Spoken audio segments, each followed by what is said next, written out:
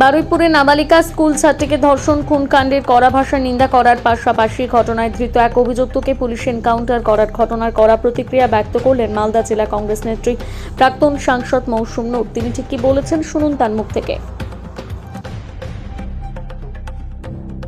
ঘটনা নিন্দনীয় ঘটনা, এটাকে আমরা সবসময় ধিক্কার জানাই যারা করেছে, এবং এটার বিরুদ্ধে যেমন মানুষের একটা ক্ষোভ আছে, আমাদের সবারই ক্ষোভ আছে, এবং যারা ঘটনা ঘটিয়েছে দৃষ্টান্তমূলক শাস্তি হওয়া দরকার, ফাঁসি হওয়া দরকার আমরা মনে করি, এবং খুব স্ট্রং অ্যাকশন নেওয়া দরকার।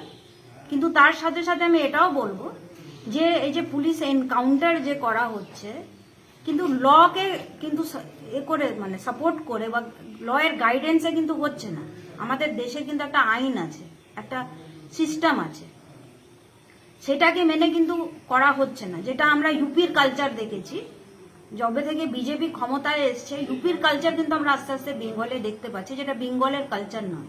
আজকে মানুষের হাতে আইন তুলে দেওয়া হচ্ছে, পুলিশের হাতে আইন তুলে দেওয়া হচ্ছে।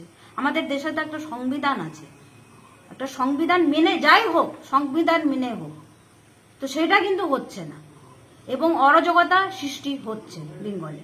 এটার কিন্তু আমরা মানে ঘোর নিন্দা করব। যা হবে সিস্টেমে হবে।